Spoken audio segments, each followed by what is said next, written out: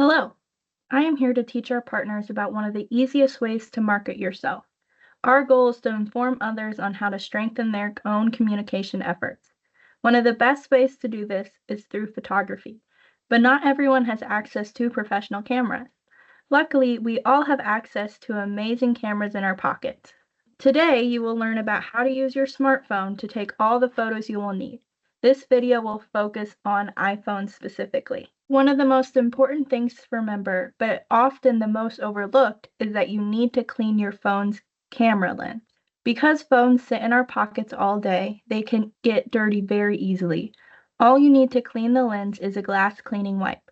Wipe the lens down and you'll instantly get clearer photos. One setting that you should turn on before taking a photo is grid lines.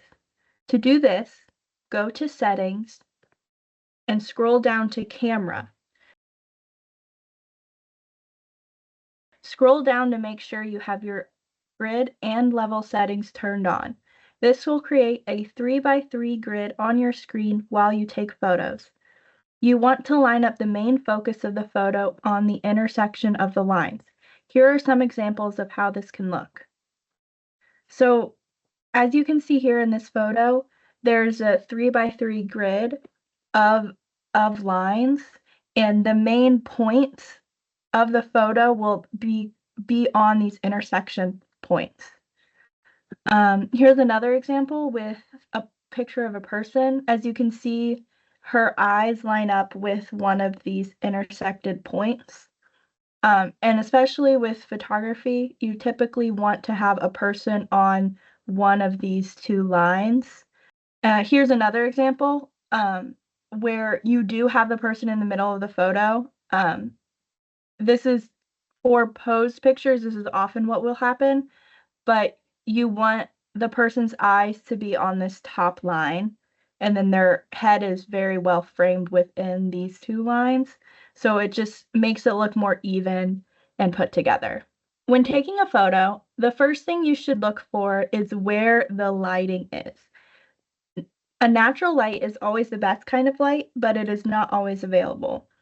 For portrait photography, which is stage photos of people, as you can see here, try to position your subject so the light hits their face. These are two examples of one was taken indoors. This is my headshot.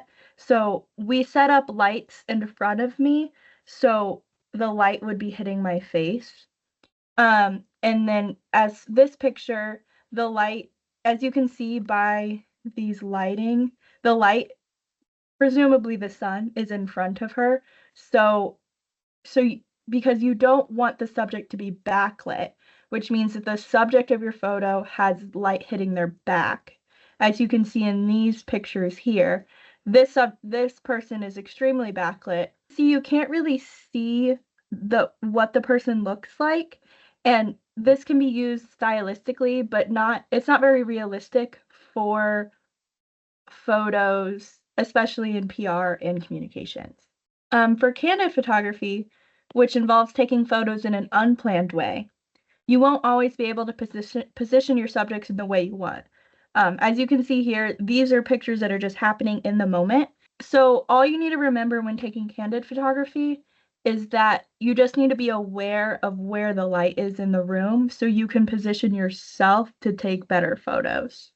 Another thing to be aware of when taking photos is that you should never zoom in unless there is another option. Zooming digitally distorts your image and makes it look more grainy. As you can see here, this photo is not zoomed in, and this photo is zoomed in, and you can tell how the zoomed in photo is significantly more grainy.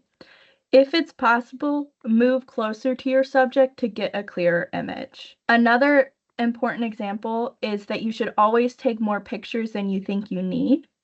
When taking photos, you should always take more than you think you need. No matter what level of photography experience you have, you will never get it right on the first try.